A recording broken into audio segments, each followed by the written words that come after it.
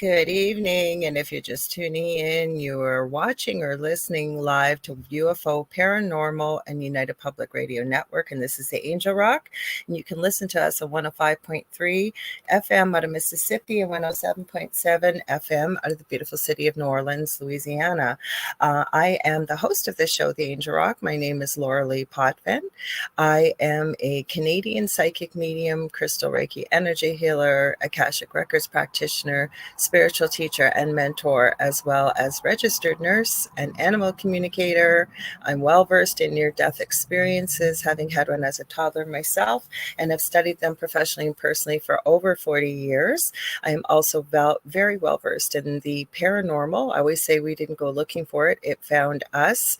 And we've actually shared our story of the extreme paranormal experiences we had in our previous home on the Travel Channel's Paranormal Survivor. It's season 4, episode 9. I did not name the episode, but it's called Demonic Hauntings. Now, I'm going to do a few housekeeping things, and I'm going to introduce our guest. And so if you are just tuning in, the show has been pre-recorded today, Monday, October 14th, 2024, which is also Canadian Thanksgiving. So I want to wish happy Thanksgiving to all my fellow Canadians and all those who celebrate. And I'd love to see down in the chat, even though it's pre-recorded and you're watching, please let us know, what are you thankful for? I'd love to hear about that. Give me a sec. I usually have my list here to remind me, because I always forget something, always. So if you like what you see, please like, share, and subscribe, and tell all your friends and family. There really is something for everybody on this network. We've been around for 25 plus years, and we stream multiple shows daily, 7 days a week. And when we're not streaming live, the archive server dips into the last 25 plus years and picks out random shows and everything. There's really is something for everybody. We're always getting new hosts, new shows. It's not all just UFOs and paranormal. So I hope you'll tell everybody you know about us, because we'd love to have you join the conversation. I also have a second show on the network with my very good friend and gifted medium, David Hansel. It's on Thursdays. It's called The Thing at the Foot of the Bed, and it's at 7 p.m. Eastern Standard Time here on UPRN. So normally I'm still going to tell you this, because you can still comment. If you can see the video of me and my guest beside me here, that means you'll be able to comment. But we do broadcast to every country in the world on this network, and 80% of our audience is listening only. So if you'd like to join the conversation, and we'd love to have you, this show and The Thing at the Foot of the Bed are very audience participative. So what we do is, how you're going to do that if you're listening and you want to join in, is you're going to head to either UFO, Paranormal, and United Public Radio on Facebook and YouTube, or I'm streaming it on my YouTube, which is The Angel Rock with Lorilei Potvin. I'll be streaming this to my profile as well, which is Lorilei Potvin, and it's public, so you don't even have to be a friend. You can join in and watch.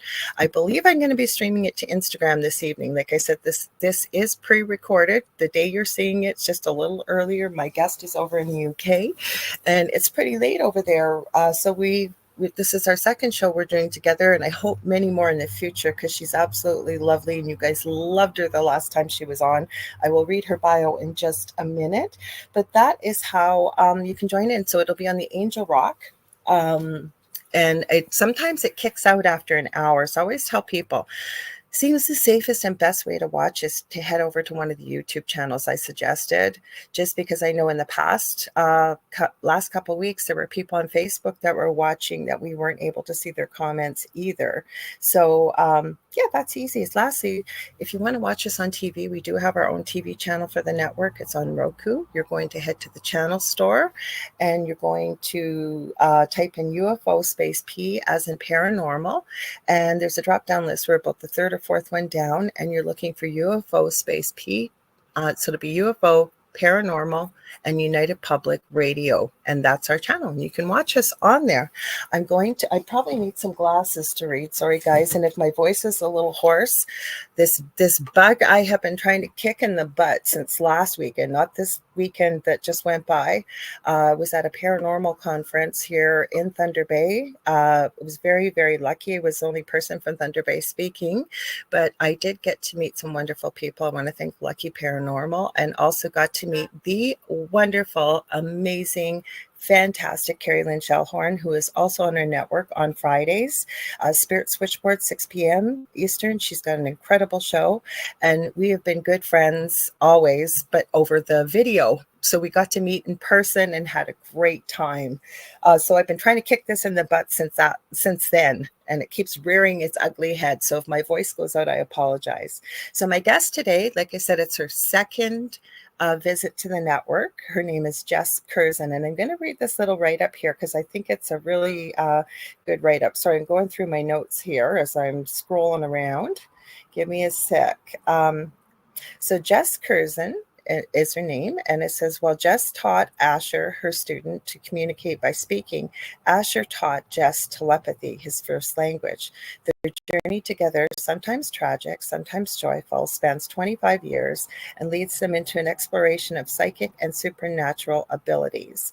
Before I read Jes's bio, I want to let you know, if you don't see Jes, it's because she is not showing her face, and in order to maintain anonymity for Asher and herself, this is why her picture is blocked out. And once we start talking, I think you'll understand why when you see and hear more about the abilities of Asher, because holy cow, believe me, I'm sure there'd be many, many forces out there that would love to use his abilities. So Jes Kerzen holds a postgraduate B philosophy degree and has worked in a huge variety of roles in many educational settings, from specialist speech and language teacher to head of English, from running an alternative education hub of home-educated children in a medieval abbey undercroft to working with a farmer and a life-size model calf, delivering workshops on social and emotional skills in rural primary schools in the west of England. A passionate advocate for neurodiverse students, especially those with autistic spectrum perception and communication challenges. And she is an earth angel after my own heart. As you've heard me mention many times, I have an adult son who indeed has severe autism. To make it shorter, that is the proper term to use, what I just read out there.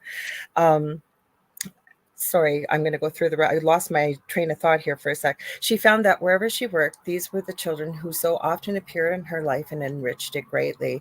An encounter with one small boy, Asher, however, set her on a journey of discovery that would completely change her life's trajectory.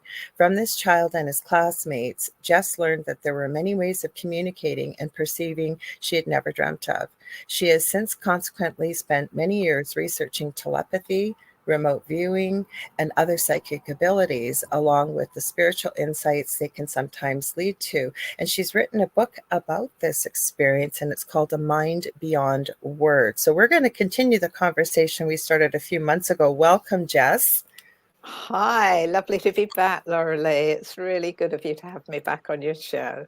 Oh my gosh. Well, the first time you were on, I could have talked to you for hours. And I said, oh, please come back on. Everybody in the audience felt exactly the same way. But for people who haven't heard this story and a little bit about their book, would you like to just refresh their memories about what this whole situation is about and why you wrote the book? Yeah, absolutely. So, yeah, I was a primary school teacher here in England, and that was, well, when this all kicked off was about a quarter of a century ago, and worked in a variety of different schools, and then I just ended up, as if by chance, in this specialist class there were just 10 children in the class, and they all had speaking and language difficulties. So they were little kids, they were like 5 to 7 year olds, and all of them had huge problems with speaking. Otherwise, most of them were, ordinary everyday kids, but there were quite a few who were on the autistic spectrum. And I loved the job. It was really, really great. I was 7 years or so. And then this new little kid joined the class. And at first appearance, he was just like the rest. He had a diagnosis that he had autistic spectrum perception. He had problems with speaking. He had trouble with the muscles in his mouth, so he couldn't speak very clearly. And very long story short, it's the whole story's in a mind beyond words, but he, how do I say it? He headhunted me. There's That's no it. other I word know that's for what it. when Gavin sent me this, and it said he headhunted you. So continue, Well, please. it sounds absurd, but honestly, straight up, Lorilei, I was just the most ordinary school teacher you could wish to meet. And this little kid came and told me that we'd planned together that we were going to work together in this lifetime. And I only just met him, so I said, well, I don't remember planning this. And he didn't have many words, bless him. He wasn't very easy to understand, but he managed to get across to me that it was before he was born. He remembered we'd made what he called a deal, and that he just, once he arrived on planet Earth, he just had to search out this person who he'd made a deal to work with. And he had various little strategies, which I went into last time, about how he was going to find this person. And he set a series of tests to various adults in his life who he thought were possible candidates. And somehow I passed the test. And so he said, Didn't you say he said it's you at some time during, like, he realized it was you? Like, didn't I remember, if I remember from the last interview, Yeah. wasn't it something like that?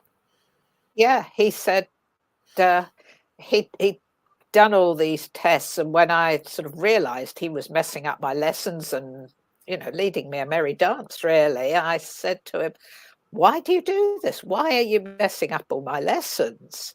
And that's when he just broke into this great grin and said, it you, because he tried these sort of mind games of his out on all sorts of other people, and they just got really stressed or really upset or not understood what was going on, and didn't understand it. But I'd realized it was him, and it took a lot to believe that a child with a statement of special educational needs, who was years old, who had this raft of different diagnoses, was actually clever enough to completely, you know, befuddle me for weeks on end. So I just thought it has to be, there's nobody else. Oh, might be having a few issues. Sorry, you might have to repeat that, Jess. I apologize, but we know that also we should warn you that the internet is played up. Are you there, Jess? Give her a minute. Jess, are you there? Yeah, because it's okay. Sorry, that whole part just kicked in and kicked out there. Sorry. Would you mind repeating it? Boy, and I was very excited to work with him. And at first, I thought I was just going to be teaching him. Oh, you're back. I am Sorry, back. you disappeared.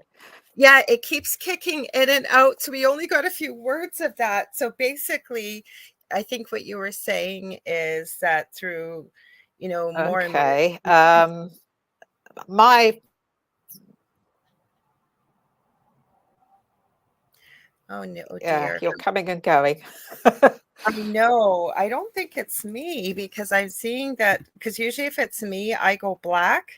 So you're coming in and out here. So you know what we might try and do is I will when you come, why don't I try, I'll just hold down the fort, and I'll end you out of here, and you just pop right back in. I'll make sure the camera is off, and we'll continue the conversation. I'll fill in the parts that kind of didn't fill in for us. Would you mind doing that? Because sometimes that will make a difference. So what do you want me to do? You want me to? I'm gonna take you out, and the link I sent you. Yeah. You click on it again. it will bring you in the green room. I'll make sure Right. your camera's off and I'll bring you right back and I'll fill in the details while you're doing that. Okay. Okay, cool. Okay, Right. hang on. I hate the words it uses. It says kick from studio, which is terrible. But just click right back in on the same link, and I'll fill it in when you come back while you're coming back in. Okay. Yep. Okay. So sorry about that, guys. We had that problem a little bit over on in the UK as well, just where Jes lives and the internet signal. So basically, what she was talking about was, through a series of different events and things that had happened in the classroom, that she suddenly realized that there had to be more to what truth to what Asher was saying. Now it's saying it's not connected. We'll have to see what happens here. Let's see. Now it's not even going to let her in here. Oh, that's what the problem is. I don't know if she can hear me or not. Hopefully she can. Jes, if you can, you are going to have to connect your camera and mic, and then I'll turn your camera off when you get in here. Okay? Hopefully you can hear me. So we'll try that again, guys. Sorry about this. Sometimes this happens when we're recording live, and I may have to message her quickly and say, connect your, I'll say, please connect Mike and Cam. I'll put first and we'll see what happens. Like I said, sometimes this happens. There's nothing we can do about it. Why is this saying invalid? We'll have to try this again, guys. I'm trying to talk and multitask at the same time here. So let's see. There we go. Let's see if that, well, hopefully that went through for her. Hopefully it did. Anyways, what's happened is, through a series of tests and things like that, and I believe it was in June when I had Jes back on. If you look on my YouTube channel under the live tab, you can watch the first episode if you weren't able to watch it, because there's so much we didn't touch on, but we got a little bit into Ash as she went through the years with him, because he also taught her, and she recognized the ability about mediumship, telepathy, remote viewing. I know in the last episode we talked about, sorry, I'm trying to pay attention here. Hopefully we can get a hold of her here. Give me 1 second. Oh, there she is. Oh, I see her. Good. Now there she is. There you are. I hoped you got my message. I was trying to talk. I could hear you all the time. Yeah. Oh, could you? Sometimes you can, and sometimes people can't hear me in the green room. Oh, now it kicked you out again. Oh no. You guys, I'm telling you, we're gonna have fun today. I'll have to kick her out again and then see if she'll come back in. I'm telling you, this is just crazy. But you guys know, if you've watched the Angel Rock before, something crazy is going to go on. It's going to happen with me. Don't worry. We'll get this figured out. We will. And even if I have to, if we have to restart the recording, we'll restart the recording if we have to, and go back out and into a different room if that happens, because sometimes it does. So anyways, Asher, she's been in contact. He is now an adult. But I know she got into some of the remote viewing things that happened with Asher that were absolutely mind blowing. And she was talking about, he would have her pick out a place to go to, but she wouldn't know where she was going. And a friend would drop her off and he would then remote view. So she had no idea where she was going ahead of time, and he could pinpoint right down where she was, exactly where she was. Like, this young man's abilities are phenomenal. So I can understand why she's using, like, not putting her face on camera, as well as Asher is a pseudonym, as is Jes's too, and to keep her face off camera, because it's in order to maintain his anonymity. Because if any of you are well aware, somebody with the abilities that Asher has, there's a lot of powers that be that would probably love to make use of his abilities. I'm just going to see if she might have messed. Oh, there she is. Good, she's back. Let's get her in. There. Let's hope it holds, Jes. If it doesn't, Oh, fingers crossed. if it does, if we have to, hopefully we don't. We could start again, but we've already got into the show, and I was just talking about Asher, and you'd gotten into a bit about his remote viewing abilities, and I was saying through many of the things that he had done as your student, he Oh, good. convinced Right. you, right, of what he was speaking of? Yeah. Oh, absolutely. Yeah. I mean, by the time he was 10 or so, I knew he was an exceptional little boy. There was something really amazing about him. He just had all these abilities that he didn't really understand. He didn't know what was going on, but um, yeah, a lot happened. And because of strange twists of fate, which I don't think were unintentional, his what would usually have been, I'd only have been teaching him perhaps for a couple of years, ended up Mhm. much, much longer because of some rather tragic things that were going on in his own life. So, you want me to tell you about that? I would love for you to tell me about it, because we were talking before we went live, and we're on the same page about abilities when it comes to psychic abilities, telepathy, remote viewing. So please go ahead and share, because I know it's going to lead into the conversation we sort of Mm. discussed before we went live. Yes, I think it probably will. So, yeah, Asher had been in my class for only about a term. I just had this conversation with him about how he'd decided I was the person he'd made a deal with before he was born, and we were getting along just fine. But very, very sadly, his mother developed breast cancer, and he was just 6. His Oh, sibling was younger than that, and the parents decided, with the children's best interests at heart, they thought, not to tell the kids what was going on. So okay. his poor mum went all through chemo and mastectomy and all the rest of it. She had a really horrible time, but she felt it was in the interest of the children not to tell them. Um, I kind of disagreed, but it wasn't up to me. It Yeah. was, very much a parental choice. And so they said to me, would you please not talk to him about it? Just keep an eye on him and report back to us. So that's what I did. But I could see that there was a lot weighing on his mind. And I realized by then what a sensitive little kid he was, and that he didn't just pick up the everyday stuff that most people pick up. He could read people's minds. He could see into their hearts. He could understand. And to have your mother at that tender age, 6, Oh my to goodness. have her in that state and not understand why, that was so, so hard for him. And she got through the treatment. She went into remission. And once she was over it, I thought, well, at least I can talk to him now. So I said, oh, how's your mummy doing now, sweetheart? I said, she's been poorly, hasn't she? And he Right. looked at me, and his little face just, finally I can speak to somebody about this. And he just went, her hair all gone. Oh, And that, I mean, there was so much more to it than that, but that was just, he knew ladies did tend to lose their hair, men maybe, but he didn't. He just didn't know where to put that in his mind. And I said, "Oh, yeah, well, what it was they doctors gave her some medicine to get rid of her illness, but I said the silly medicine went and took her hair away as well." And I said, "But don't worry, because you had a really short haircut earlier in the year, didn't you? And it's all grown again now, and hers will all grow now."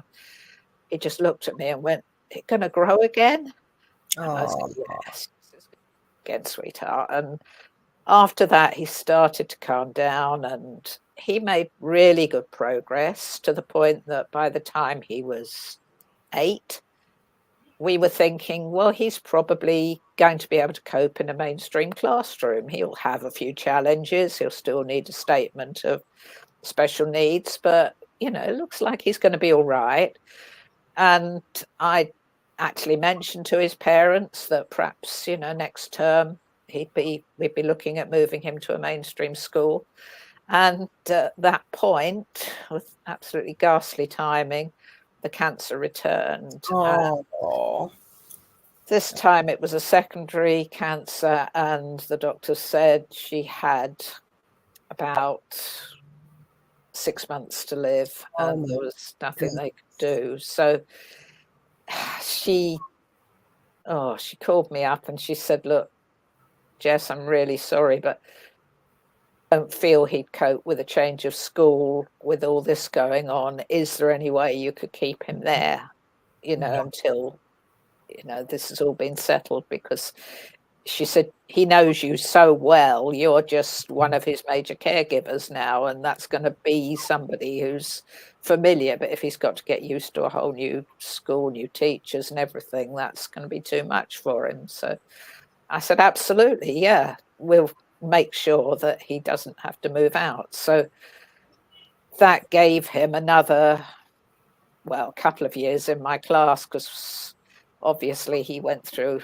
absolute hell. The whole family did. And I can't even imagine, Jes, you know what, having worked in palliative care and worked in homes, and to have little children, never mind how special Asher was. And it's so odd. I didn't know we were going to talk about this today, but I've always said I've had patients over the years, even though I hurt my back and I can't go actively working nursing anymore. Our little one she's been around me the last little while. She was 3 years old and was dying. And mama was a single mom, and I went in there, and this little one hadn't had a bath. Her diaper was exploding. She didn't know me from a hole in the ground, but there was no way. I was only supposed to be there a half hour. I think I stayed 3 hours and bathed this little one and changed her bed and put the laundry in, and the mom didn't move off the couch. So as a nurse, and I wasn't a mother yet, I had to report this, and they wanted to take this little one from the mom. oh And no. at this time, I just innately knew this mother was so devastated. She was almost catatonic with the depression. And thank God this little one got to stay with her mom, and they just got the support that they needed to help this mom cope. So I can't even imagine. And thank God you were there for Asher, because for children to go through this, and even as a mother, I can't even imagine leaving my babies at that age, if ever. Oh, I know. No, I'm a mother of 3, and I could absolutely feel for what she was going through, what Nina was going through, what her husband was going through, and of course the children. So by that time, I got to know the family really well. So I just did just like you've just described, you go over and above, don't you? Because you've just got to help out. And so my own children were that much older, and they got their dad at home. So I'd say to the family, "Look, I'm going to go over to their place this weekend, and I'm just going to spend some time. I'll sit with her so that she's got somebody to talk to, and I'd be there doing the ironing or something, and then the dad could take the kids out." Oh, bless your heart, bond Jes. with them, and sometimes also I'd take sometimes both the kids and sometimes just Asher just out for day trips. And I don't drive, but we had a rail station in our town that linked up to London. It was about an hour's journey from London, where we lived then.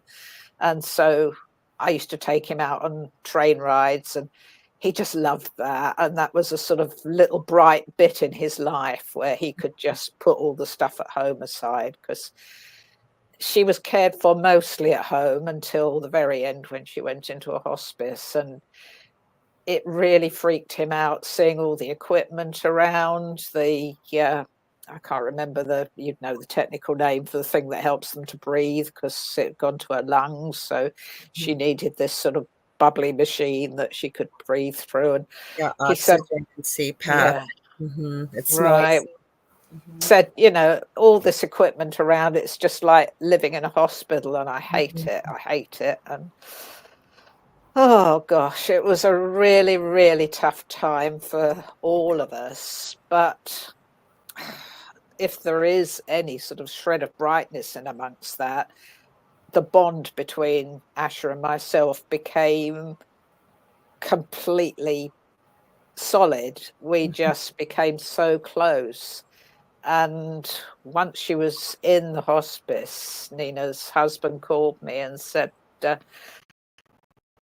she's asking for you. He said, she's not got many more days, but she's asking to speak to you. Can you go in after work? So I sort of got the kids out as quickly as I could, and I went straight to the hospice straight after work. And she was sitting up in bed, and she was still lucid, and she was quite heavily sedated, but she was okay. And she said, look, I haven't got long, and there's just a couple of things I want to ask you. And she said, the first is, can you try and get Asher to come and see me one more time? He's been staying away because he just can't bear to come into the hospice because it just freaks him out so much. But she said, if he doesn't come, it's going to be too late, and then he's going to have that as a stick to beat himself with for the rest of his life. So she wasn't thinking about herself, she was thinking about the kid. And that had been the way he'd acted. He was trying to sort of, in his little way, I think he was having a trial run at bereavement. He was seeing if he could cope without her and see what it would feel like not to have a mum. And so he was just staying away and saying, no, I don't want to go and see mum tonight. I don't want to see her today. And so I said, yeah, all right, I'll do my best to get him to come in and see you tomorrow. So that was the first thing. And then she said the other thing, she said, and it's an awful lot to ask, but she said their dad is really going to struggle because, you know, he's not used to being a single parent, and I've done most of the at-home caring type stuff. And Asher, with all his special needs, she said, could you be a kind of friend to him, a mentor to him, even after he leaves your class? Could you, you know, just sort of stick by him and be, because he really trusts you? And I just said, yeah, I'll be a lifelong friend to Asher. I'd be very, very happy to. And so that was what we agreed to. And yeah, he's now he's now in his 30s, and we're still very close friends. So yeah, that's the way it went. So I got back to school the next day, and I said to Asher, look, I haven't got much longer now, and you do need to go in and see her and say goodbye to her. And because it came from teacher, I think he decided, yeah, that was what he would do. So his dad took him straight after school down to the hospice, but tragically she'd sunk into a coma, and as far as anybody could see, she was not aware. She was, but she was. I know. no, That's the last thing as a medium and also as a nurse, that she knew he was there and she heard every word. She did, but I couldn't persuade him of that, and I couldn't persuade anybody. As far as he was concerned, he'd gone in there and he'd spoken to her and sat by her bedside, but she hadn't responded at all, and so he decided that she didn't hear him, and as far as he was concerned, she died not knowing. But there is a good bit to this story coming up. So yeah, it did have a happy ending in a way. So yeah, that was very, very tough. She passed a day or two after that, and I actually had a few days off school. Obviously, I went to the funeral, and it was a lovely, lovely service, but absolutely heartbreaking. And then when he came back to school, this was interesting, because I thought, how on earth do you cope with a kid who's just lost their mother when they're coming back into school? You can't sort of say, right, sit down and get your reading book out, can you? So I just let him do whatever he wanted to. And he had this notebook, which was kind of like a journal. And he sat for about 3 days obsessively drawing in this notebook. And some inner sense told me, don't interfere, just let him do this. I could see there was some sort of therapy that was going on within himself, and he was drawing and drawing and turning over the page and drawing more and writing little things in. And eventually, after about 3 days of doing that, he just closed the book and gave it to me and wanted me to read this book. So what I saw was weird. He'd drawn a map, and to me it was very obvious that it was a map of the area of our town where the hospice was. There was a great big roundabout there, and there was a superstore there, and I could see all these places, but there was a road leading to the hospice. There was kind of a grid across that road, and there was another grid in the car park of the superstore. And I couldn't really work out what the connection between them was, but leading from the car park, there was a road which he'd labelled motorway. And the road this road went on for, I think, 6 pages, and it curled and turned and twisted in on itself, and it was full of hairpin bends. And at one point there was a dinosaur right next to the road, and then there was another point at which it went through a town, and there was a gazillion little roundabouts everywhere. It was just the most dangerous road he could possibly draw. And he'd done all, the little signs by the roadside that tells you the speed limits. Right. To start with, the speed limits were like 20 miles an hour and 50 miles an hour. And then I don't think he quite understood how speed markers work, but I think he thought it was like a minimum rather than a maximum or something, because by the time we got into the hardcore motorway with all the hairpin bends, he'd got them at 10,000 miles an hour and 20,000 miles an hour, and it just got more and more and more. At the 6th page, the road suddenly stopped, and there was nothing. It was just a dead end. Wow. And there was a little note at the bottom, and it said, see next page or something like that. So I turned over the page, and there were these 2 flat human shapes down on the ground. Leading from the shapes were 2 vertical lines, and climbing up the vertical lines were 2 smiling people. And I could see they were climbing up because he'd drawn tiny little footholds to show that they'd gone. Because initially I thought it was, they'd abseiled down or fallen off a cliff or something, but no, they were climbing up from these lifeless bodies. And I couldn't really figure out what it was all about. But in later years, when he was able to express it all, in fact, he told me telepathically that had been his plan.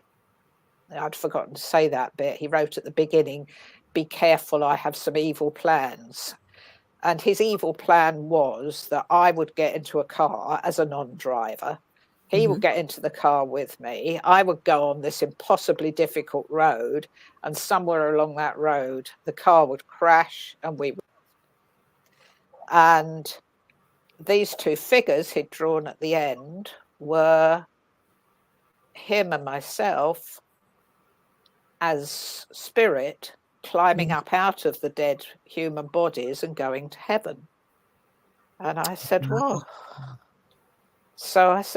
what did 8-year-old you understand heaven to be? And he said, well, my dad told me that when people died, then their bodies died, but their minds didn't, and their minds would go to heaven. And so I thought, well, that would be great, because then we couldn't die anymore and we could go to heaven, and that would be a nice place to be, because when you're on earth, you might die, but if you get out of earth, then you can just go and be somewhere where you can't die. So I decided I'd like you and me to go to heaven. So I said, so suicide mission? And he went, yeah, that's it.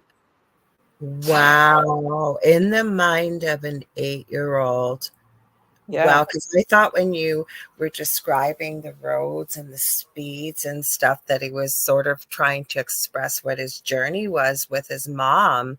And that when you expressed the two bodies laying there at the end, I thought, was he seeing his mom and Angel coming for him or what? But that just gives you, I think it's some good food for thought for the audience because, and this may not sound like they relate, but for example, people are often fascinated by what they dream, and they'll go to people that interpret dreams and people that tell them the meaning of dreams or whatever it is. But the only person that really knows what your dream it means is you. On the same page, I, instead of making an assumption like I did, as I heard this incredible drawing, and thank goodness he sounds like he needed to get this down on paper, and thinking Mm. what it meant, he eventually was able to tell you what it meant. Like, did it shock you from what you had thought maybe it was, or?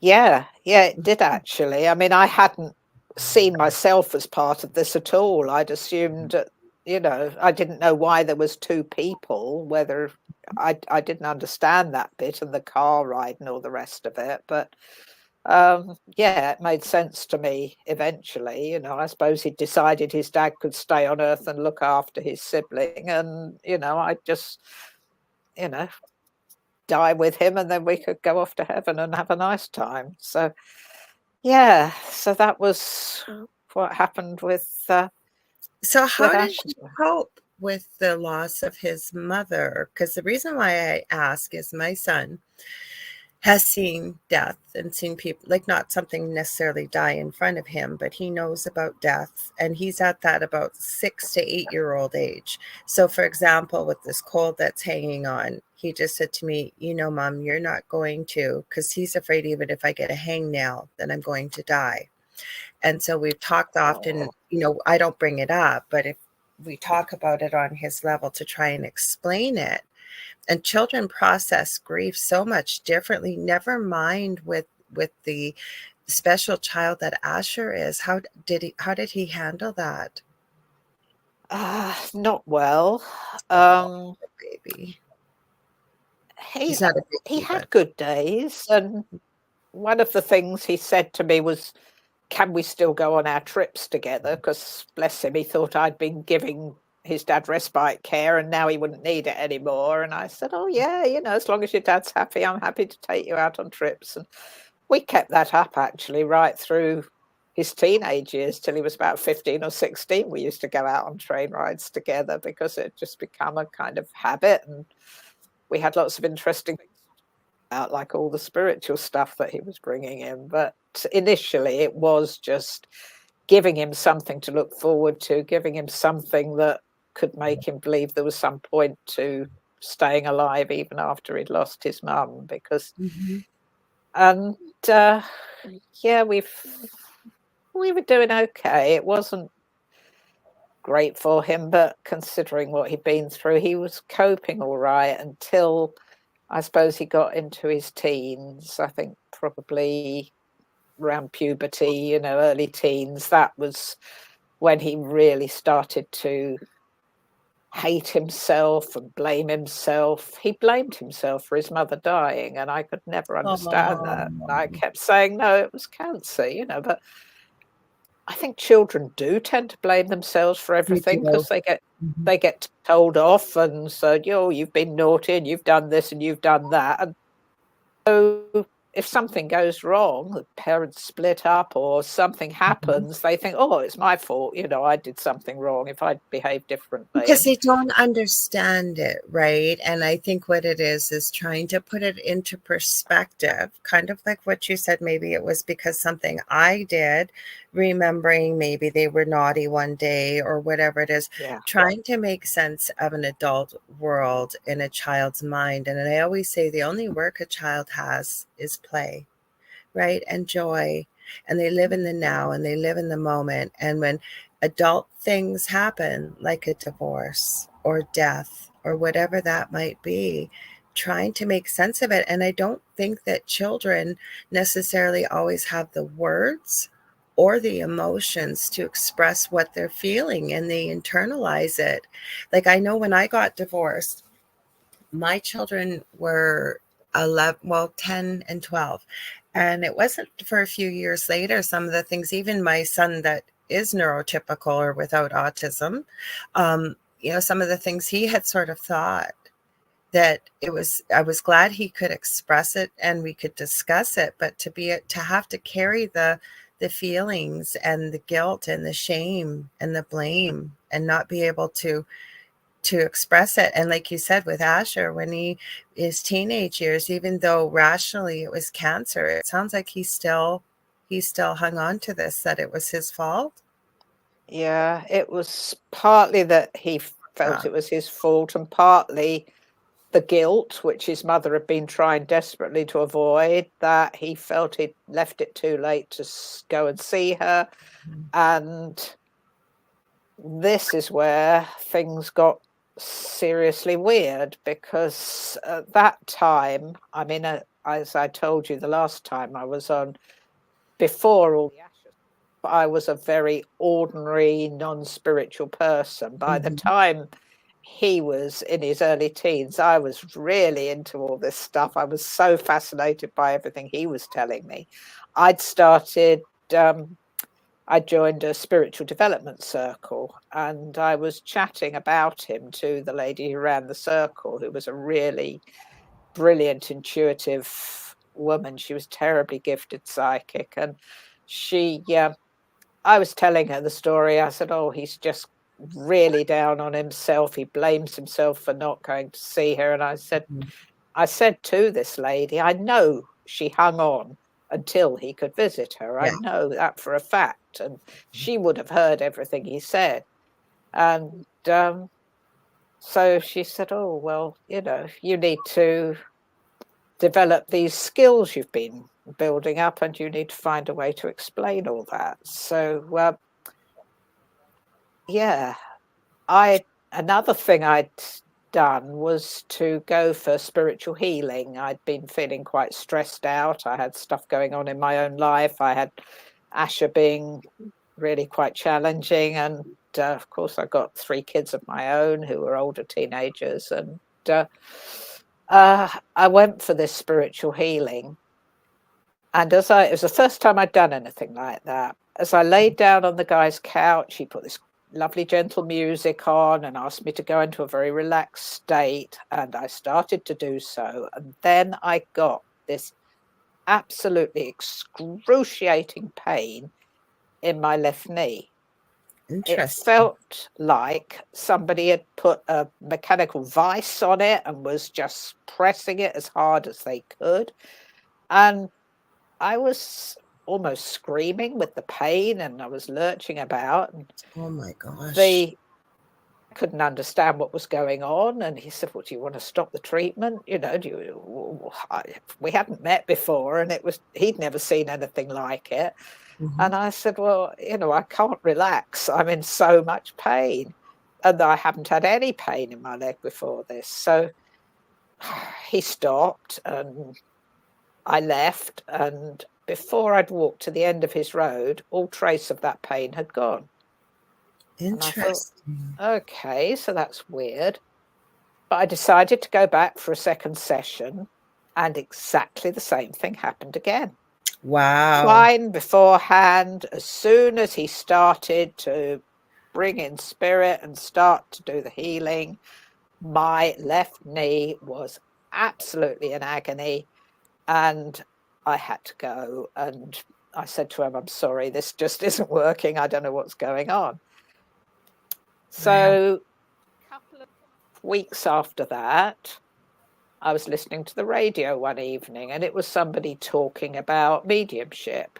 And I thought, it sounds an interesting program. And looking at your face, I reckon you've guessed what happened. As soon as this person started talking about mediumship, the pain in my left knee started again.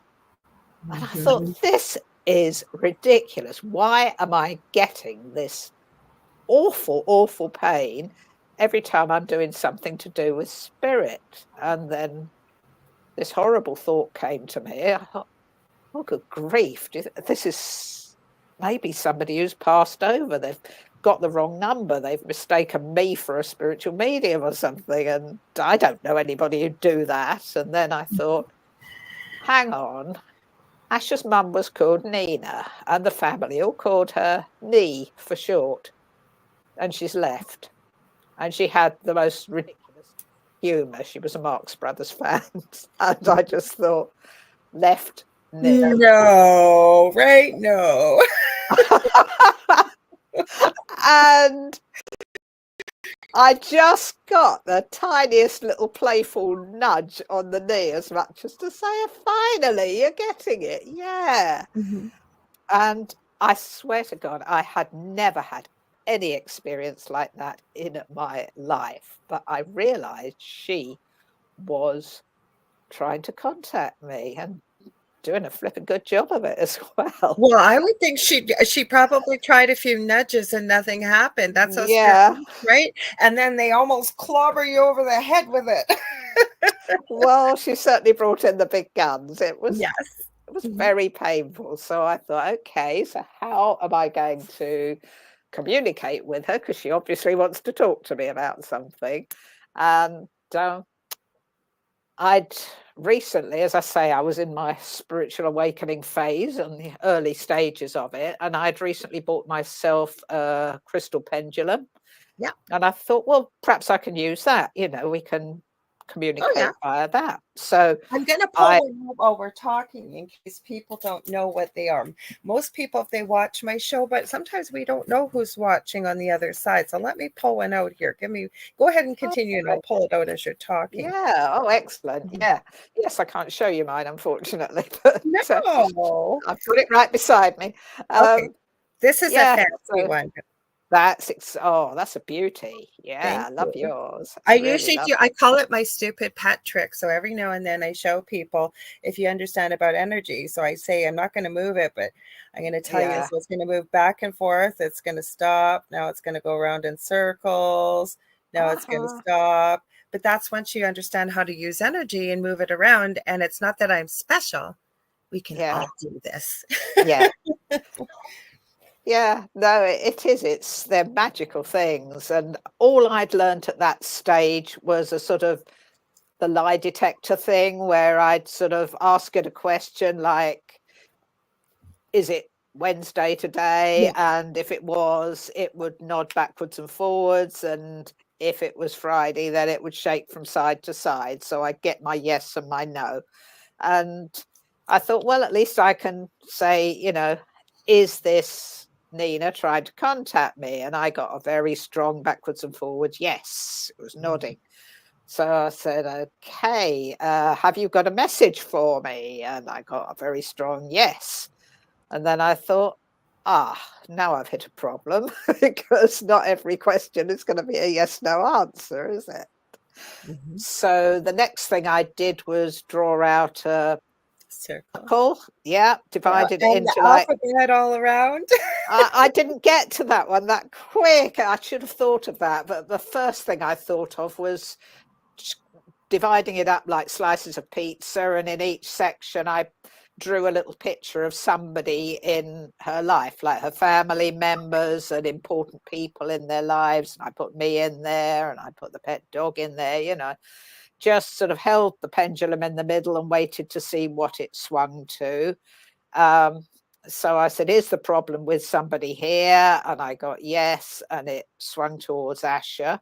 Yeah. And I said, is somebody else involved? And it swung towards somebody I'd only put in as a second thought, which was his new best friend at secondary school. He had a guy that he'd not made any friends when he'd started secondary school. He'd been a real loner, and his dad had really been on at him. You've got to start making friends. You've got to be more sociable. And he'd said to me, oh, you know, I don't know how. And so I'd been giving him little lessons in, well, you know, don't just glower at people. You've got to sort of just say, or sup, or right, or something, you know, casually as you're passing people, and then they'll start realizing you will actually talk to them. And so he'd managed to find this best friend, and he didn't tell us much about him, but just that the other kids in the class didn't seem to like him very much. But Asher thought he was a real laugh and he was great. And so,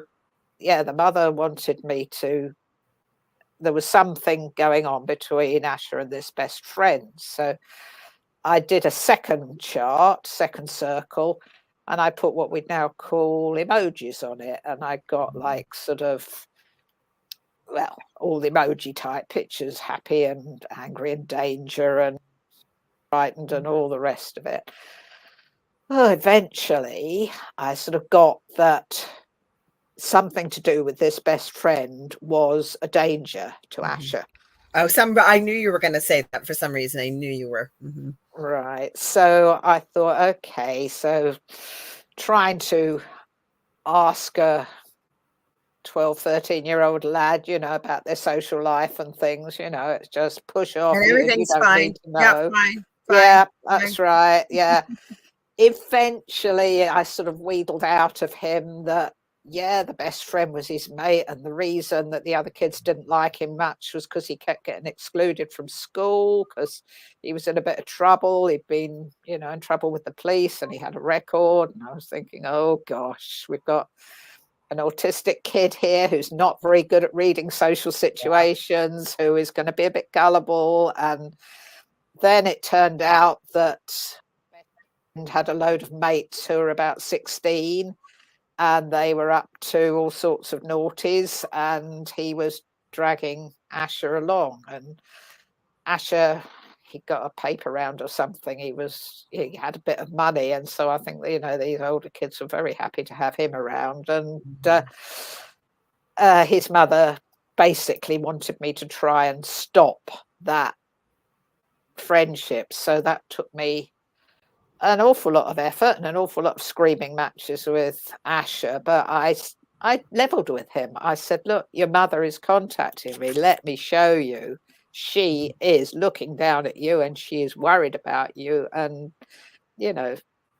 please, for her sake, if not for mine or yours, just get rid of this guy because you're going to get in serious trouble. And he really was. He was on the verge of getting into a lot of trouble. So sorted that one out. And then I thought, oh, yeah, that's probably the end of that. But that was the point at which the lady in my development circle had said to me, you can do something about this, because I told her about all the contact with Nina. And she said, why do you think you've been given this gift? You go home, you sit down, you draw yourself what you just suggested, Lorilei, an alphabet. Yeah. I was a bit slow, but I got there. Spirit gave me that one too, because I had no one show me how to use a pendulum. I'm going to add very quickly, I can't use a pendulum because I can manipulate it. So the only time I usually use a pendulum is when I'm doing crystal Reiki, because I have no vested interest in how it turns out. And then I teach people how to use their bodies as pendulums too. But go ahead, share the rest. This is fascinating. Sounds fascinating as well. I'd like to hear more about that. It's easy. All you do, I'll tell it for all people as a pendulum. So instead of swinging a pendulum when you're out, and you want to know a yes or no, is this brand better for me or this brand or whatever, you just stand and relax, take a couple deep breaths and ask your body to show you yes. If it doesn't move, that could be your yes. If it leans one way, could be your yes. Can you show me no? And it may lean another way. Like you'll get two different answers is what I'm saying. And that's how you can use your body as a pendulum, and your body naturally will sway. Your body will listen to you. And I'm going to pull this out. I pull it out many times. We're going to advertise it again. A lot of my spiritual stuff is up here. Where did you go, book? Here it is. This is what I call, with no disrespect to people with the Bible, but I call this my Bible. This is called The Secret Language of Your Body by Ina Segal. And for everything we have going on in our bodies, there's usually an emotional, spiritual, could be trauma reason, could be many reasons. And it's a different type of way to help with healing with color and energy. So your body will always tell you. So you can practice it, anybody out there, and you don't have to be in a store. And you can test it. You could say, is this guy orange? and see where your body sways. And it's very subtle, so people won't see it. It's that simple. Oh, that sounds absolutely amazing. Thank you for that. You're welcome. But please continue. I'm fascinated. So you got into the alphabet around the circle. I got into the alphabet around the circle. I sat down, focused, and said to Nina in my mind, I know you heard every word that went on in that conversation. Can you dictate to me what happened? And I can write it all down, and I can give it to Asher, and that will give him proof that you didn't leave without him knowing that, without you knowing that he loved you, and without him saying goodbye. And honestly, Lorilei, she gave me the most detailed account to the everything that was said, and I felt awful eavesdropping on it because it was such a personal conversation, but I thought this is the only way I can get this message to Asher. And so I wrote down all the things that she was telling me. It took ages, and she told me what he'd said to her, what he'd told her, and he had said, I love you, Mum, and I'm sorry I haven't been to see you, and all this stuff, all the right things. And she even had the dad knocking on the door saying, you're right, and little things like that I wouldn't possibly have known. So I knew it was coming from her. And when I got the whole thing written out, I typed it out neatly. I destroyed my rough draft because I thought, this is not for me. This is just for Asher.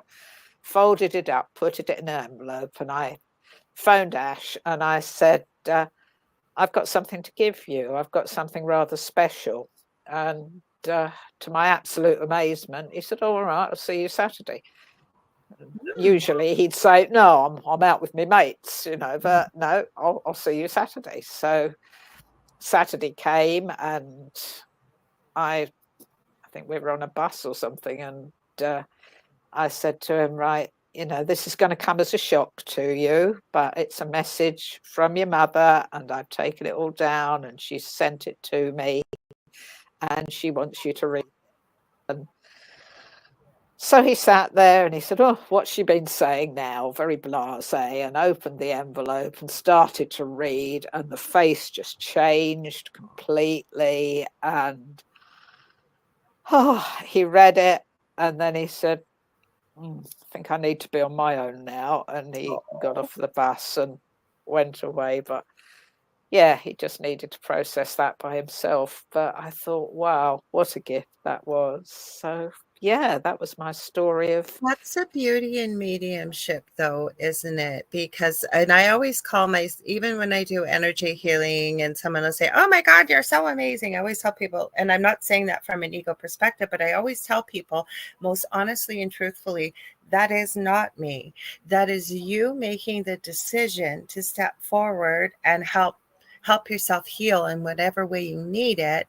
And that comes from spirit. I always just call myself, well, over here in North America, it's a mailman. So over there, maybe the postman or the post person. Yeah. I'm just the delivery person, just like you were. You were that bridge, if you will, to make that communication, to be able to pass on to Ash. Yeah. And I mean, I had no background in this stuff. I'd never been to a seance. I'd never been to watch mediumship. I'd never been to a spiritual church. I'd done none of that stuff. I knew nothing about it apart from the sort of things you saw in sci-fi films. It was just a completely different world to me. And yet I was able to get that really accurate message there. So I just feel if I could do that, being an absolute novice, surely if spirit wants to come through desperately enough, and as you say, if the person receiving needs to get that message desperately enough, they will find somebody, something, some way to link them together. And I was just really privileged to be that somebody. Well, we talked, and I thank you for sharing this story, because I've often said, and my co-host David as well says, I know I really make a point of telling people that I'm no better than anybody else that does this kind of work.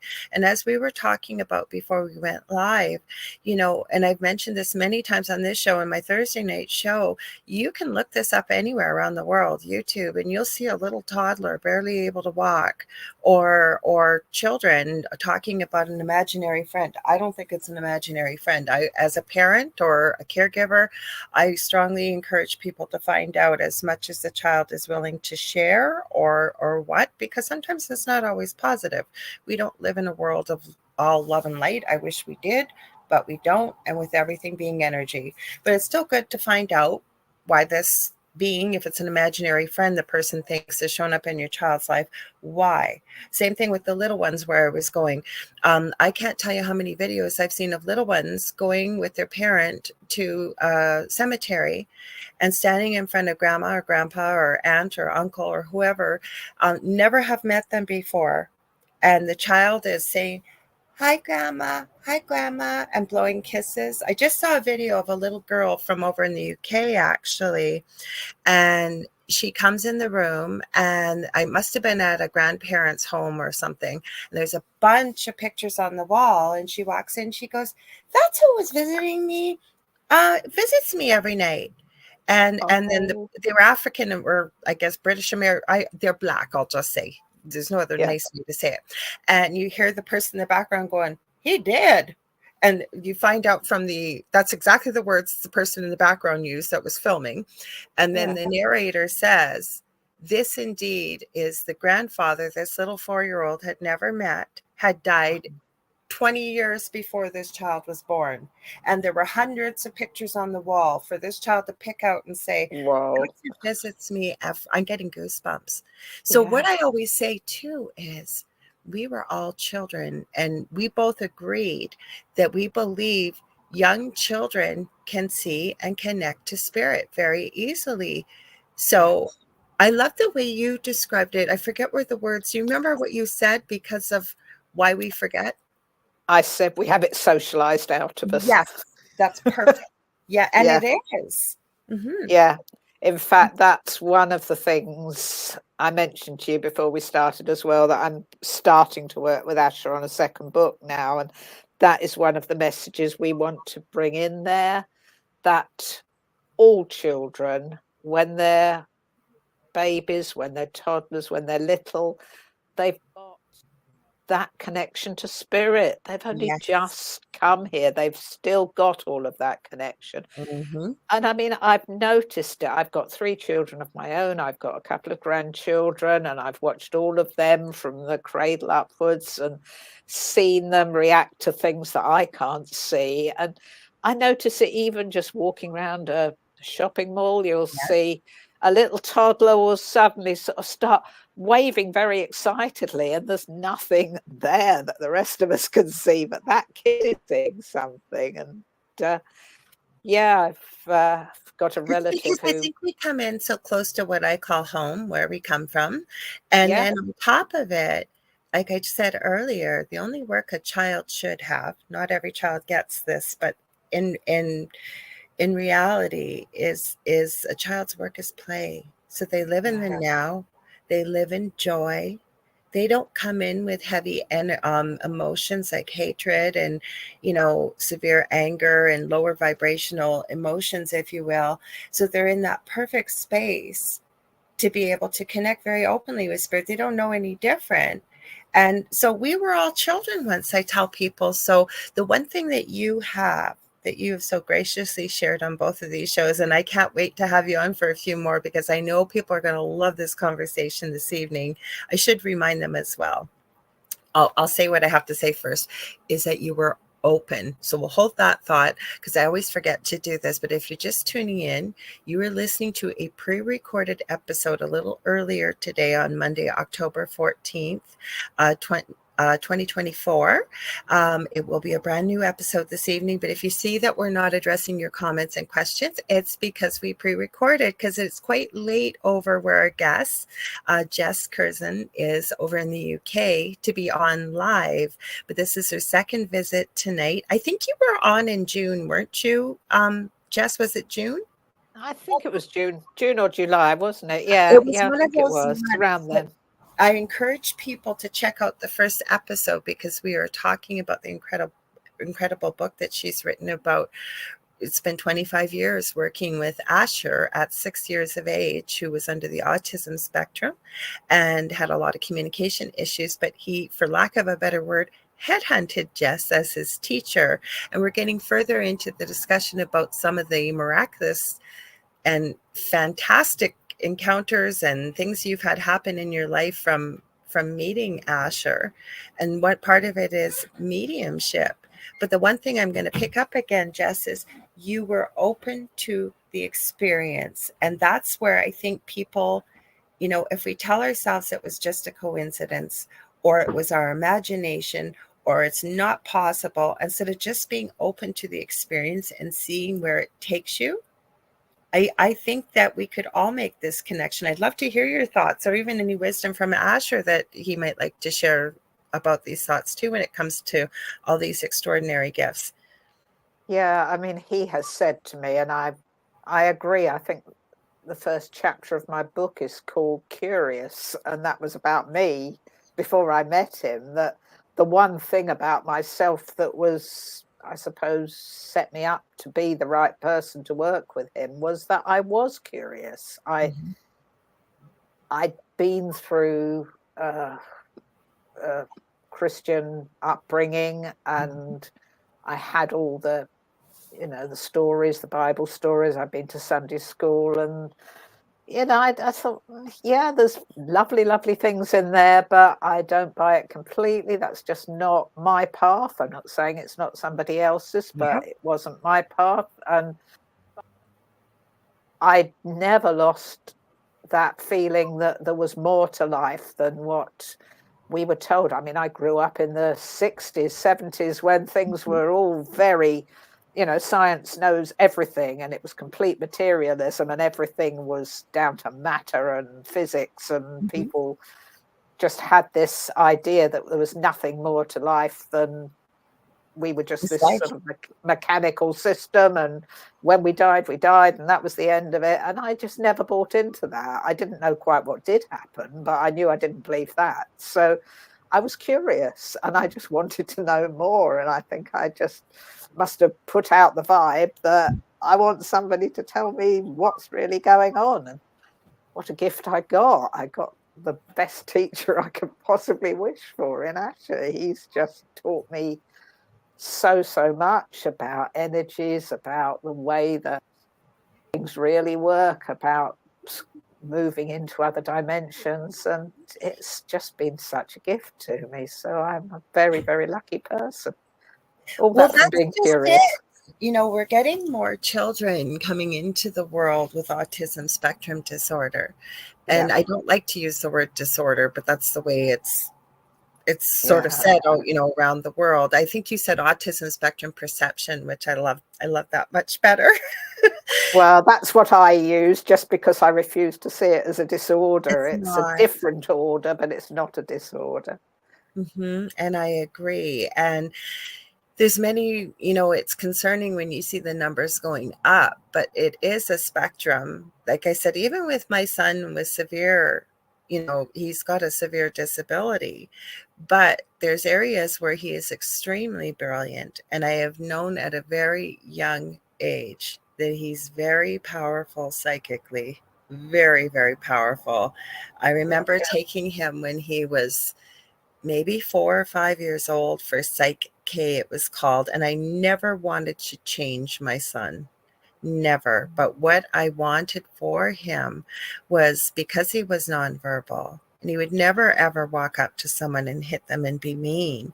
But because of the frustration and, when you start to explain, it's almost like he shared it with me. I don't experience it, but I can explain what he's feeling. And when you start to explain to people how you're sitting in a doctor's office, you can feel every fiber of your clothing, especially the seams.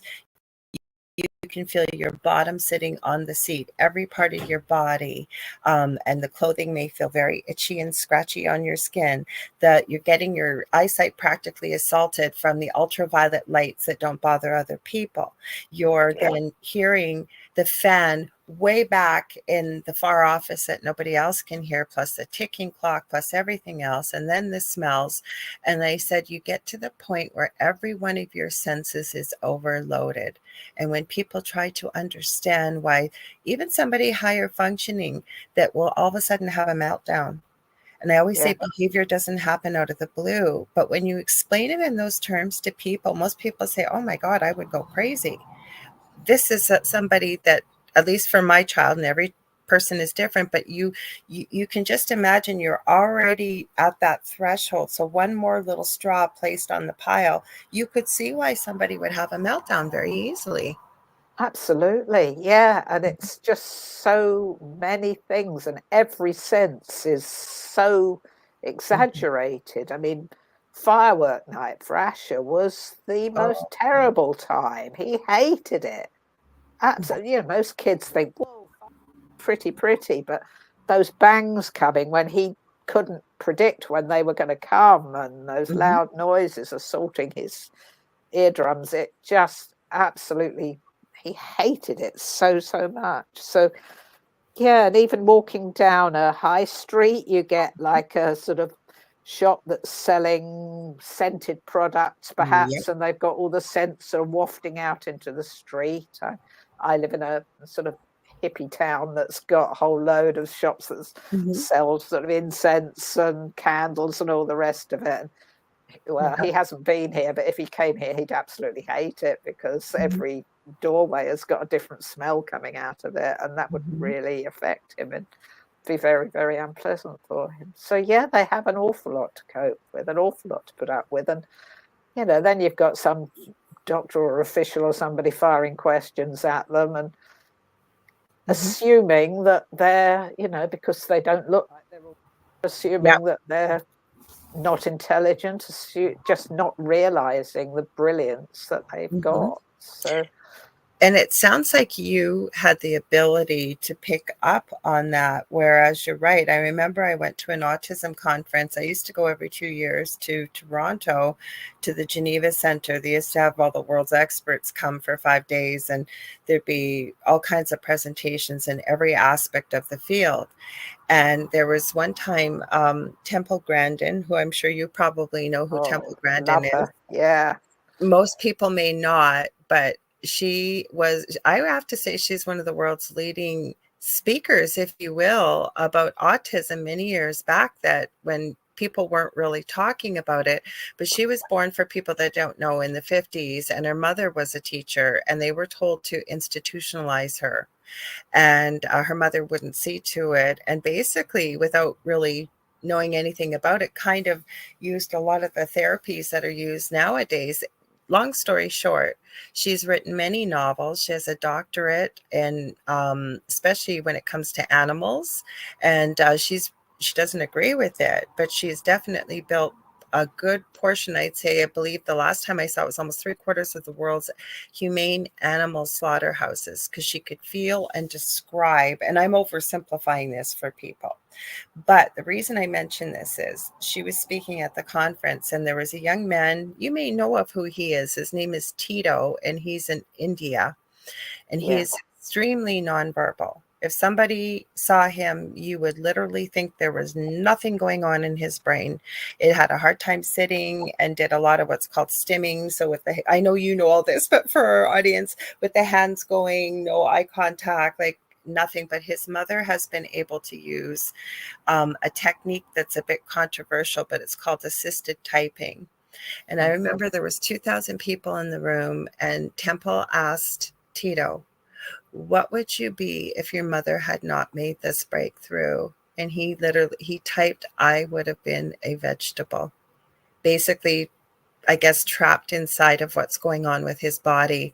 There wasn't a dry eye in the room, right? And it just teaches us not to assume, just by what we see with our eyes, right?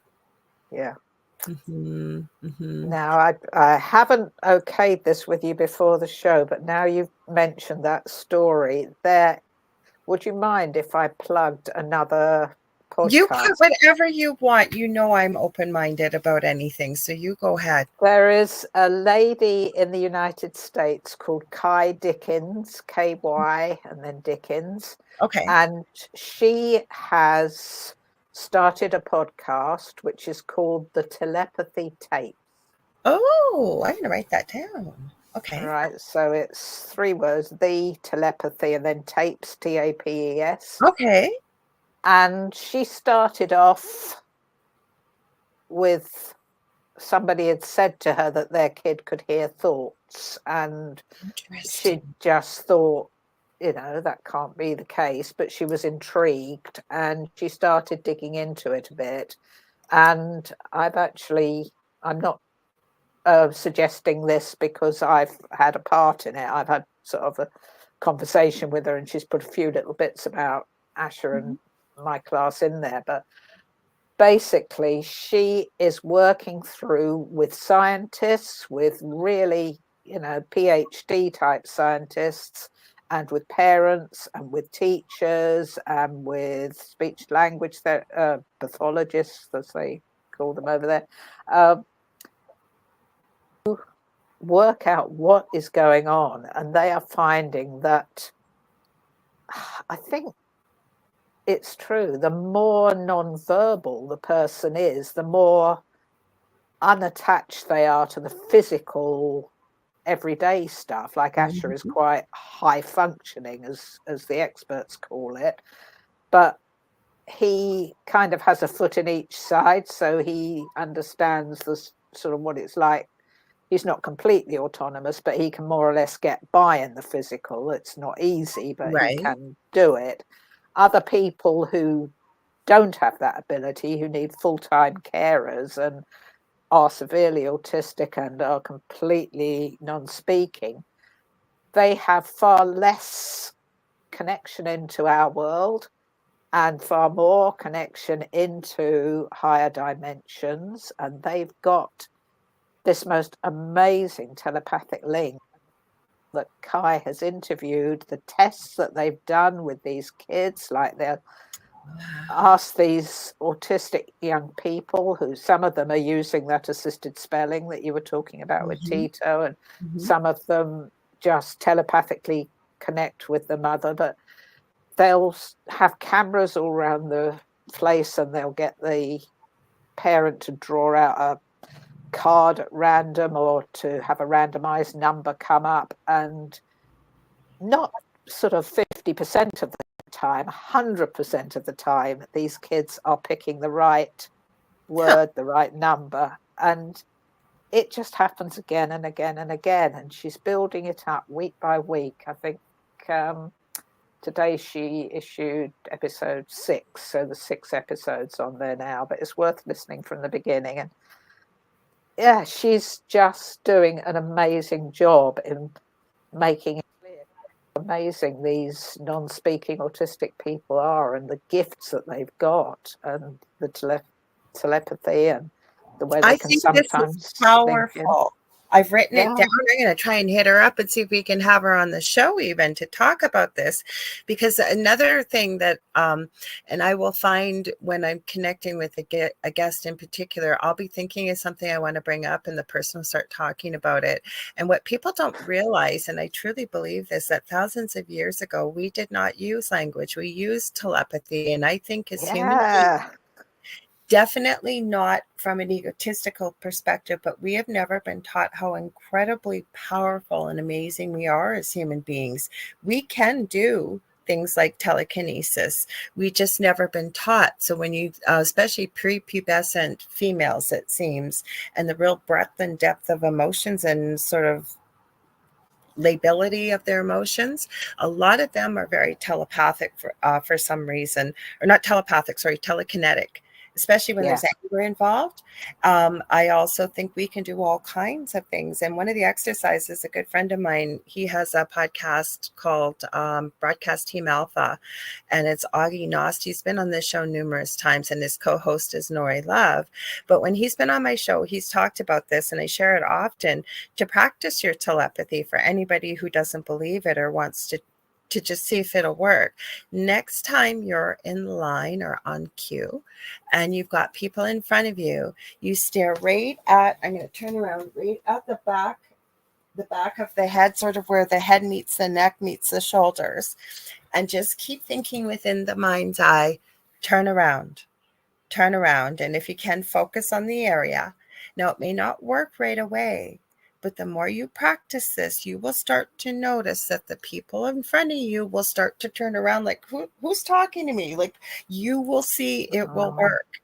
I think all human beings, the mediumship, the telepathy, the remote viewing, all of this. And I want to ask you, where are you at with those things? Like, and Asher too, like, was Asher able to start communicating with his mom on the other side?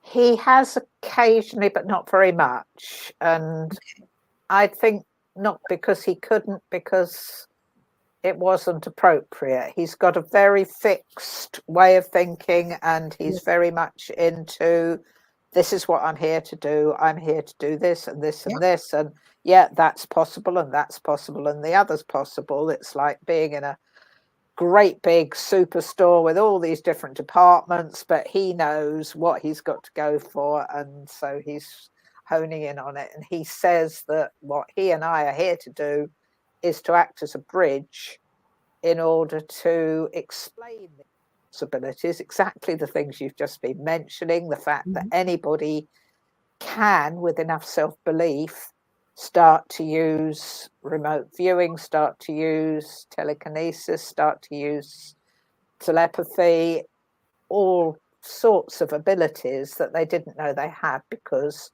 they've had it socialized out of them. They've been told too often as children, no, you're not really seeing anybody there. You're making it up. Stop telling mummy fibs. That's not good. You know, you've got to be honest. And the poor child is being honest, but Or you're too not old being for this believed. nonsense. Yeah, that's right. Yes, I know you've got a vivid imagination and all of that stuff. And you know, when they get older, they just get told that they're psychotic or they're having hallucinations, and there's so many experts and so many people who think they know who are so willing. I mean, even Asher, bless him, and he had all these abilities and he had me to work with, and I believed every word he said. But when he was told by a doctor that these were hallucinations and they were brought on by the fact that he had autism, he was 16 and he believed them. And he spent about 6 months, you know, saying to me, well, if you believe any of that stuff I've been telling you, then you're delusional as well. And it took me a long time to say to him, no, I'm sorry, you did this and you did that. And, you know, we were together the day you made that bottle move across the table and, you know, things like that. And he went, well, yeah. And eventually he sort of came round and said, yeah, okay, well, it is true. But he still, in his physical life, tries to distance himself from it. It's only in his spiritual side, I suppose, side that links with me telepathically, that he really gives free rein to it. So how does that work for you? Are you comfortable sharing that, or like with the mediumship for yourself, or the, you know, some of these gifts that have opened the doorways for you with your work with Asher? So I'm hoping by other people hearing this that they will realize that all it takes is the openness, I think. And I often, like, I'm going to be starting a new course in the new year sometime for people that are new to spiritual, you know, awakening, if you will, how to start learning about these abilities and what have you. But how are you, you know, how are you teaching people, or what he's teaching you besides your books, and where are your gifts now? The whole bit, anywhere you want to go with that, because I got so many questions. I think probably, well, what some people call manifestation or law of attraction. I'm still working on that one. Lots of different names for it, but just using your own energy to believe that something will happen if you have decided that it's going to happen, and knowing that we're actually in charge of our lives. There isn't this objective reality out there, that reality is completely subjective. So what we produce, and Asher will call me on it every single time I'll say to him during our telepathic sessions. A couple of nights ago, honestly, I said to him, oh my goodness, I've got this hectic weekend, I've got to do this and I've got to do that, oh, it's going to be a nightmare. And I just got back from him, is that what you want then? And I went, oh no, that's not what I want. And he said, so stop creating it. And I went, oh yeah, sorry. And okay, let's talk about that a bit, because no, you've said some powerful things here. So where the problem lies for most human beings, and including myself, and I think this is where inner healing comes in, and working with different mentors. That's what I was going to say. Working with different teachers gives you a different perspective. Now, Asher, I think, is very unique because it's almost like he has a direct telephone line to back home, if you will, to be able to share it. Because what people have the hardest time with, and I keep hearing this word directly from Spirit, is deprogramming. That doctor told Asher at 16 that this was hallucinations. And it took 6 months of deprogramming what one doctor said to him in 15 minutes. Took 6 minutes when you've had a whole lifetime of being told that this isn't possible, that you're just making this up. How do we start to believe as human beings, in your perspective, or even from what Asher has shared from the other side? Yeah, how indeed. Suppose if I hadn't had the fortune of seeing Asher, and this is partly why I've written A Mind Beyond Words, so that other people can see the things that he's taught me. If I don't think I told you the story about the bottle moving across the table, did I? No, you did not. No. Oh, okay. I'll tell you that story. Yeah, we were on one of our many train journeys together, and he was trying to explain this to me, trying to get across to me that the world is not this thing that happens to us. We happen to the world. And I was not getting it. I was really, all my programming was just fighting against it and saying, well, no. And we were off on a day's journey, and he'd got this plastic water bottle, and it was in front of him on the table. We were sitting opposite each other on a train, and he said, okay, try this. How could you move that bottle that's right in front of me across to your side of the table? And so I looked at it and I said, well, it's still full of water, so I can't blow it across because it's, it's too heavy. And the table's bolted to the floor of the carriage, so I can't move the table at all. And I said, you've got something else in mind, haven't you? And he said, yeah, it's so easy. Just see it where you want it to be. Just intend that it will be there. Don't think about how it'll be there. Don't think how it'll get there. Just intend for it to be in front of you. That's all you've got to do. And let life join up the dots. And so, just to humour him, really, I looked at the table in front of me and I tried to picture that bottle being there, and he was doing the same from his side. He was looking at this spot in front of me, trying to picture it. And I kid you not, about 3 or 4 minutes after that, the door at the end of the train carriage opened and the guard came in, because on English trains we have a guard who comes along and checks your tickets at some point during the journey. And the guard just walked up to the two of us and said, can I check your tickets, please? I handed him mine and he checked it. Ash handed him his, he checked it. Whole thing took seconds. And at some point during that tiny short interaction, the guard, for absolutely no discernible reason, picked up the bottle, moved it straight in front of me, and then walked on to the next people. He said, don't think about how it's going to happen. Just Yeah. expect it to be there, right? Yeah. Vision, it's there. Picture it there. It's there, Yeah. right? So this wasn't, you sort of, I don't know, TV magic man sort of you moving it through telekinesis. It was just that intention that somehow or other it would get there. And I love Asher's phrase, let life join up the dots. Mm-hmm. You want to get from point A to point B, life will join up the dots. And that had such a profound effect on me. It really, really changed my whole way of looking at everything. And since then, I've just used that as my kind of mantra. If I want something to happen, I don't think about how it's going to happen. I don't think, well, how on earth could, this completely preposterous thing happen? But I just think I need this to happen for everybody concerned, and, greatest benefit to all, and nobody's going to suffer for it. So this is where I want life to be, and just wait for life to join up the dots. And honestly, it really, really does, Lorilei. So with the law of attraction, right now, they tell you to do exactly what you just shared, but also to attach the emotion to it, like what it'll feel like. It's like I'm going to put it out there. I want to manifest a new vehicle.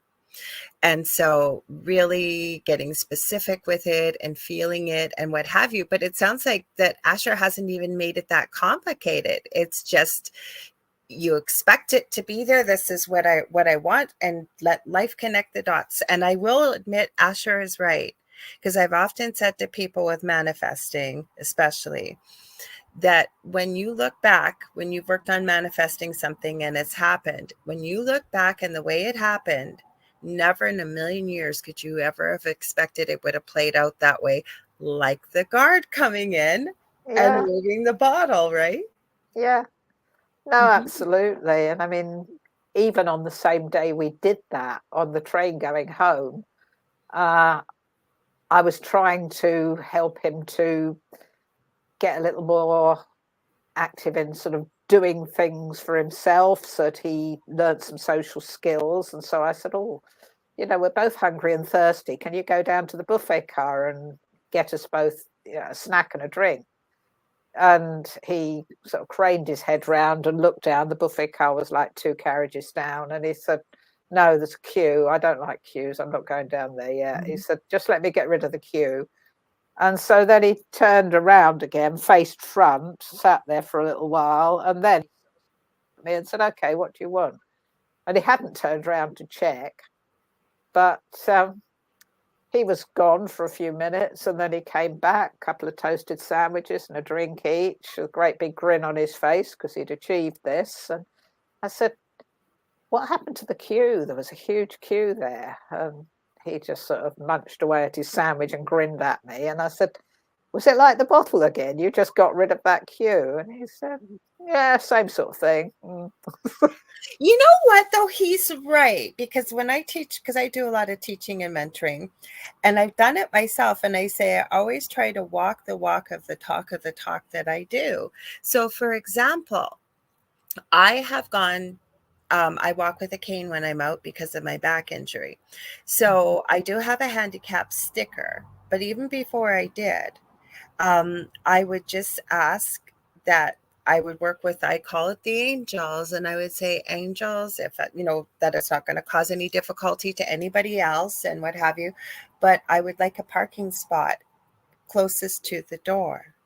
Yeah. And 95% of the time it happens. And the other 5% that it doesn't, from what spirit, as I collectively call it, has given me, there was a reason why it didn't happen. I may not know what that reason is, but there was a reason why. Who knows if I'd parked there? Maybe my car would have got hit by another car. There could be many reasons, right? Yeah. When we ask for it and we expect it, and not in a way like I deserve it, I'm so special, but from a positive place of, openness and joy, Yeah. and just expect it. Like, look at the joy that you just said Asher had on his face with that smile as he munched on his sandwich. Yeah. Mm-hmm. Yeah. No, and I have asked him recently, do you still do that? And he says, yeah, if I need to. And I think he's put in a book where, he's given like a sort of simple lesson in it. And he says the first step must be in the creation chapter. We've got a chapter on creation where he talks about how we create reality, which isn't at all the way we've been taught reality happens. But And a lot of people don't like to hear about that, especially if life's not going the way they want it to go, right? oh, I know. No, absolutely. No, people find that, you created your own reality very, very challenging. It's so much easier to blame the man, isn't it? Not, Uh-huh. I don't mean that in a sexist way. I just mean, I hear you. somebody up there, somebody out there, it's their fault. It's the politician's fault, or it's the, Or business they hate chief's God fault, or because of it's what the, happened. They yeah, hate God yes, because or God did this to whoever. them. Mm-hmm. They'll find a scapegoat, they'll find somebody to blame, but actually Mm-hmm. taking responsibility yourself. And that is what Asher has been remorseless in pushing at me all these years. Just Well, you like you create just the said, you had a reality. crazy weekend. You had a crazy weekend and you weren't looking forward to it in your session with him a couple nights ago. And he said, is that what you really want? And you Yeah. said, no. And he said, then don't create it. And I didn't. And the weekend Right? went absolutely fine. Yeah. And things that I thought were going to be really stressful and really awful. There was a place I had to go where I'm always absolutely exhausted when I come back from there. And I thought, I can't afford to be exhausted, because usually I do that on the Saturday, and then the Sunday I need to get over it. But actually, Sunday morning I had to be out really early to go and do something else. And I was really sort of thinking, oh gosh, how am I going to manage this? And I came back. I had a really busy day on Saturday, but I felt fine. I felt Mm-hmm. absolutely all right. And I was up early on the Sunday morning and I did all the things I had to do. And yeah, it all worked You out. know what I just heard in my head as you were speaking and sharing all of these incredible experiences you've had? It's almost like you help Asher with the human things, not that he's not human, the mundane things that we need to learn as a human being, like the social aspects and the things that you've shared. And he's in reciprocally sharing all of these higher spiritual concepts that I always say we've forgotten, because we come here, I think, with spiritual amnesia, I call it. We don't remember the lives we've lived. We don't remember. We know all this. Our soul knows all this, but Yeah. we come in with this amnesia, right? Yeah. Yeah. And you put that beautifully. And that's exactly how it feels to me. Yeah. My job Mhm, was being his teacher initially and helping him with things. And because of mhm, all the mentoring I promised his mother, I was helping him through his teens to cope with, going and buying stuff and doing things he found quite challenging, so that he'd be able to cope, because, we don't live near each other now. So he has to manage that kind of stuff by himself. But mhm. um, yeah, at the same time, he has become the most wonderful teacher to me. And somewhere along the line, I stopped being the teacher and he started, and it's just flowed on from that. And But I'm it's just kind of like very a lucky. building. Oh, sorry. Go ahead. Sorry. No, I'd finished. That's fine. Oh, all I was going to say, it's especially when you go down this spiritual path and you realize, and I always say what I've always thought regular life was, is so infinitely tiny compared to when you open the doors to this other world that we all have a key and an invite to, but you have to be open to it. But it's building blocks, right? And that's kind of how it sort of seems. And I mean, we've barely scratched the surface. I can't wait for your second book too. But you start building on it, right? And it's like Asher infinitely knew that where you're starting, and then builds upon what you've learned and reminds you of what you've learned and opens the doorways. Because I'm dying to ask you, so where are you with mediumship and telepathy? Like, say somebody wanted to start with telepathy, or one of these gifts that you've been sharing that you've had access to, how would you suggest they start, according to Asher, maybe even, or yourself? Um,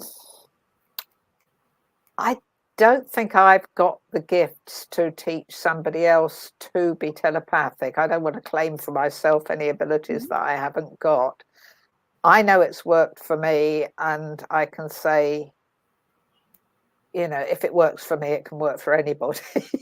Because part of it is believing that you can. Part of it is knowing that it's an incredibly subtle thing. It's not be, or in most cases, it's not going to be an actual voice in your head where you can actually hear somebody speaking to you. Occasionally that happens. I think I told you last time about one child that I could actually hear him speaking into my mind, but that's quite unusual. Usually what you get is a kind of feeling.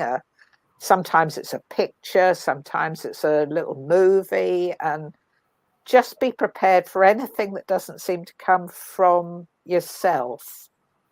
And the other thing is that you need a connection. To use the sort of quantum physics term, you need to be entangled with that person. So that's why twins are particularly telepathic, and dogs and their owners. I don't know if you know Rupert Sheldrake's experiments on that, where he's I don't know. Oh, he's this amazing professor who's done this entire book about how they've gone into people's homes, they've got their pets, their dogs and cats, and they have got cameras in there, so they're recording it, and they send the owner off to somewhere else, and then they page the owner and say, right, you've got to start going home now, and it can be a random time, so it's not like they're coming home after a 9 to 5 At a job. regular time. Yeah. So, and they've even gone to the point of sending him in different taxi companies so that the dog doesn't recognize the noise of that particular car or something like that. And always when the person is starting to think about leaving this job or this place they're at, which can be miles and miles away, the dog, and they've got it on camera, will rush to the door and stand there with ears pricked up and waiting and waiting and waiting until they come in. And he's even got a number of examples where the person started to come back and something's gone wrong, like the car's broken down or something, and so the dog's been waiting, and then it's realized no, it's delayed, and so it's just given up and gone wandering off around the house until the person's actually coming home. So yeah, it happens with animals. I mean, it must happen with animals because they don't talk to each other, do they? I don't know if you heard me. I took an animal communication course, and I'm going to give her a shout out because she'll probably be in the audience tonight. JulieJeanBassett.com. You guys check her out, because my son that's autistic, his cat kept peeing on his bed every now and then for no reason, was not ill. She's an older cat, so just out of the blue. And I was at my wit's end. I mean, I had the bed with waterproof mattress sheets and everything else, but the smell of their urine is so terrible. So I asked a close friend of mine, Leanne, who lives in Atlanta. I said, have you got anybody that's a good animal communicator I can work with? And she sent me a couple names, and I picked Julie. Julie has helped me many times. She's also told me that she helped me with my dog, Emmy, because Emmy was crying and crying and crying, and we couldn't figure out why she wasn't sick. And she was picking up on something global around the world that was going on, and something possibly that could have happened to my eldest son. It didn't happen. But the first thing Julie said to me was, oh my gosh, in all the years of doing animal communication, I have never met an animal like your dog, Emmy, that is so deeply connected to universal consciousness and spiritual type energy. And I jokingly said, well, look what her mom does. I took the course with her. She's also a fantastic shamanic practitioner. She's helped me with that too. So I took an animal communication course because I could not understand how I can communicate with spirit and do a lot of these things, but I just didn't seem to be able to do it with animals. And my boys both have been able to do it since the day they could speak. They still can. And then I took the course and I realized it was myself getting in my own way, convincing myself that I couldn't do it. The other thing that I really worked for me, and I'm going to share this with people, and if it resonates, great. If it doesn't, so be it. I kept expecting, people kept telling me that animals only communicate with you with pictures. and or maybe a taste or whatever it may be, I'm very what you would call clairaudient. So I don't hear voices, but within the mind's eye, I hear most words spoken. Mediumship's a little different, but with animals, it was like I remember one practice animal that came up, and it was Julie, our instructor's stepmom's dog, who has since passed. He was a service dog. This little guy gave me about his arm. He had cancer in one of his front arm and paw. He gave me the taste of the chemo. He gave me every sense possible, and it picked it up. Wow. So because we're all energy, right? And Yeah. especially, I don't think it's just dogs, and cats are a little different too, but I think that we can connect with everything. I think it's our given right being here on this planet, but it's almost like it's a Christmas present to unwrap and discover, should people feel the urge to go and search for it, or an Easter egg, if you will. Mm-hmm. Oh, that's beautiful. Yeah, and I'm sure it's true. And yeah, I used to teach a little boy who he had a really, really close relationship with his dog. And he said to me one day, "You'll probably think I'm a bit funny," but he said, "Because my family don't get it, but Mm-hmm.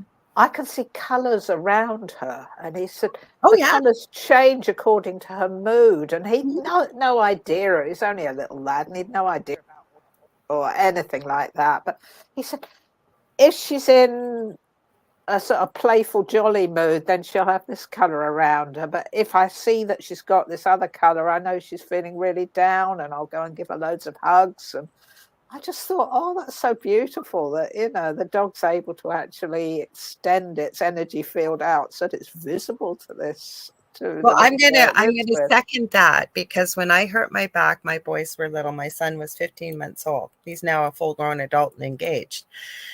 And he was about 3.5. And for quite a few years, I could barely get off the couch. But I always tried to hide it from the boys and always try to be very upbeat and what have you. And I was having a particularly difficult day with pain. Thought I had hidden it from my boys. And my then eldest son said to me at about 3.5, 4 years of age, "Mommy, your back must be very sore today." And they said, "Well, actually, honey, it is. But why do you know that?" And he said, "Well, normally you have all these beautiful colors all around your body and your head." And he said, "Today, all I can see is gray." Oh, Mm-hmm. So, oh, wow. mm-hmm. And that was Yeah. years. I've never forgotten that ever. Mm-mm. And So that this, is such a lesson why we must be honest with the children. We've got yes, to tell them things like they are. We try to hide things from them, they but know. the kids who are coming in now, they are so tuned in. They've got Mm-hmm. all this understanding, and they, not just the autistic ones, all of them, All they of them. just know stuff. And it's when Ash has always said to me, that's why people like me don't like looking people in the eye, because when we look in their eye, we can see Mm-hmm. into them, we can see into their hearts. Yep. And they'll be saying one thing and their face will put on this full smile, but we can see that that's not how they're feeling. They'll say, "Yeah, I'm fine, honey, everything's all right." And we can look inside and go, "No, it isn't." And he said Mm-hmm. that's what kids and autistic people find really, really puzzling. Puzzling. Yes. If we would say what we actually feel and be honest, it would make life so much easier for them. Absolutely agreed 100%. This has just flown by, Jess. I am hoping I can have you back on again in the next few months, and or even when your new book comes out, because I've got so many more questions, and I love your Oh, I just enjoy talking to you so much, I Lorilei. It's been do. such a delight. I know, and I know the audience is going to love this tonight, because I told them it's a pre-recording, but we just did it earlier in the day today. So how can people get a hold of you, buy your book, and then they'll know when your next one's coming out, and all that good stuff? Yeah, my book is called A Mind Beyond Words by Jes Kerzen, and it's in all the usual places. It's on Amazon, Barnes and Noble, and Waterstones, wherever books are sold. It's ebook or a paperback.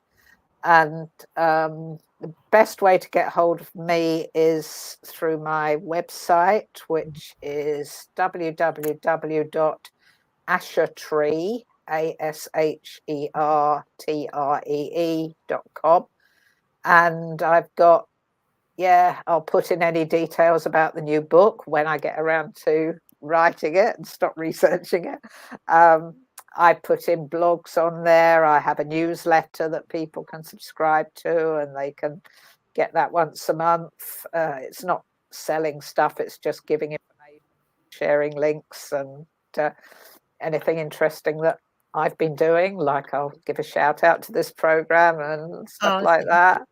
And there's also a bit in there where they can comment to me and send me messages, and I just love that.